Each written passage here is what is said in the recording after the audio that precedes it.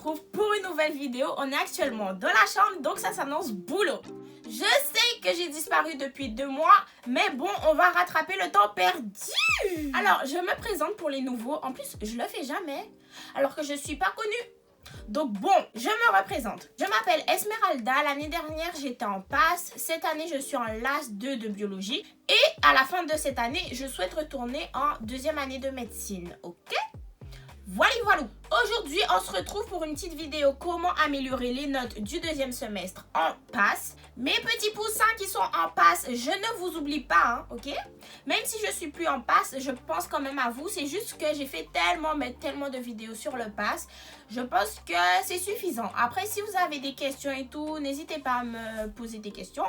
Et peut-être que je ferai une FAQ si vous voulez, ok?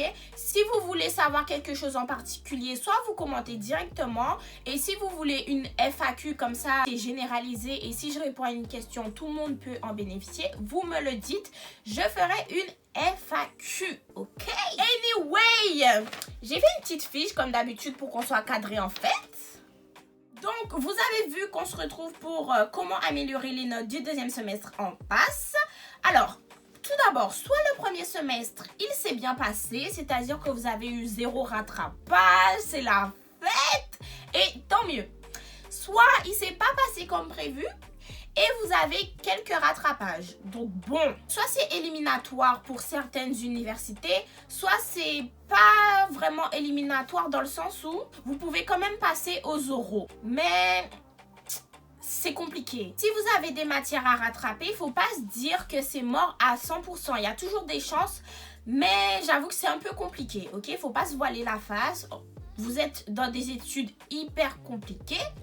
C'est difficile pour tout le monde.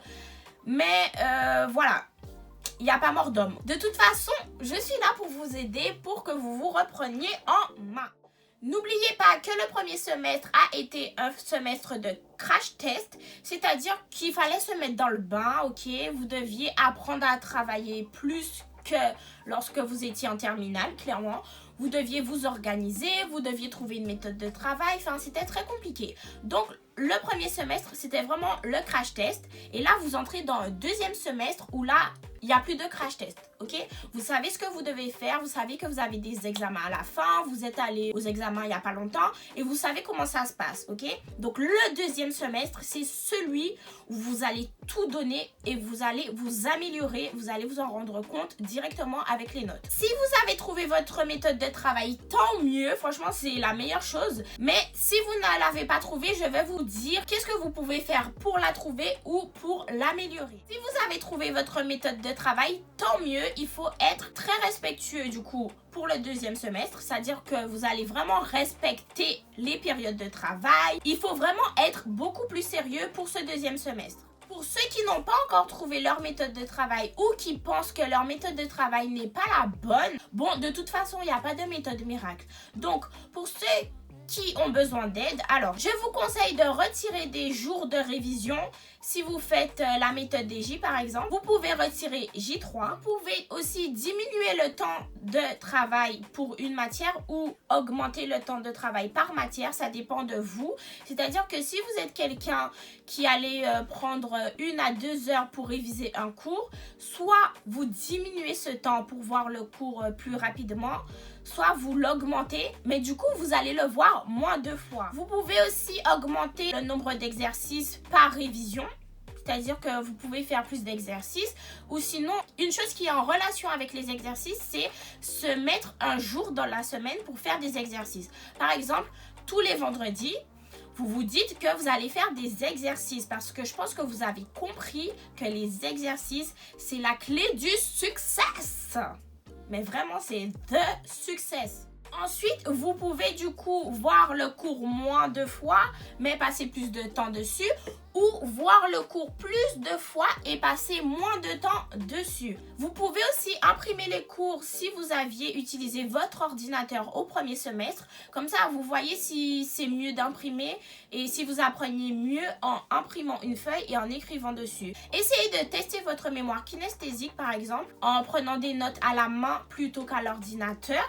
Je sais que c'est pas très bon pour l'environnement, Mais je fais des efforts. Franchement, je fais beaucoup d'efforts par rapport à ça. Et voilà, je sais qu'un jour, j'enverrai plein d'argent en Amazonie et tout ça pour qu'ils puissent replanter des arbres. Mais bon, anyway, c'est pas le sujet.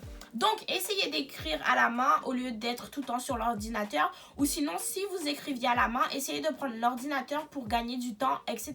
Personnellement, j'avais trouvé ma méthode de travail assez rapidement, mais j'avoue que pour le deuxième semestre, j'ai fait des petites modifications. C'est-à-dire que je faisais beaucoup plus d'exercices parce que j'avais compris que les exercices, c'était hyper important parce qu'il ne suffit pas de revoir le cours 10 000 fois pour bien assimiler et pour voir les faiblesses. Parce qu'en faisant des exercices, vous savez où vous avez des faiblesses et dans quelle partie du cours vous pouvez vous attarder. Et comme ça, au moins, lorsque vous allez réviser, vous allez plus vous cibler sur les parties du chapitre que vous n'avez pas bien assimilées. Au deuxième semestre, j'ai mis aussi les matières les plus difficiles en priorité. C'est-à-dire que certes, c'était très compliqué pour réviser ces matières parce que je n'aimais pas du tout. C'était tout ce qui est biochimie avec l'UE15, le cycle de Krebs, le métabolisme, etc. Franchement, ça passait pas.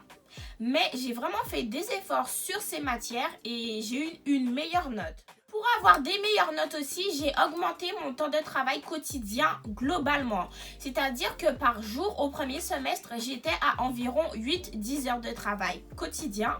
Et pour le deuxième semestre, je suis passée à 10-12 heures de travail.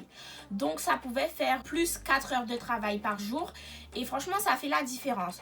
Plus vous travaillez, et efficacement bien sûr, parce qu'il ne suffit pas de travailler comme ça et jouer avec son téléphone, parce que ça aussi, c'est un fléau. Que ce soit la flemme et le téléphone, franchement, le mélange là, il est très bad. Donc, je passais beaucoup plus de temps dans mes révisions et franchement, c'est une chose à faire. Si vous voulez améliorer vos notes, il faut travailler beaucoup plus. Il n'y a pas de secret. Je vous conseille aussi de changer d'espace de travail. Par exemple, vous pouvez aller à la bibliothèque si vous n'avez pas encore testé ou rester chez vous aussi. Comme ça, vous pouvez comparer les lieux de travail et voir où vous travaillez le plus efficacement parce que le but de ce deuxième semestre, c'est d'être les meilleurs, ok? Ou sinon, être meilleur par rapport à soi, c'est-à-dire avoir de belles notes pour réussir. Si vous avez des rattrapages à faire, peut-être que ça va vous motiver pour le deuxième semestre et vous allez avoir des meilleures notes. Voilà, c'est tout pour moi. J'espère que vous avez aimé la vidéo. Si c'est le cas, n'oubliez pas de liker, de vous abonner et d'activer la cloche de notification. À la prochaine. Bisous mes petits poussins.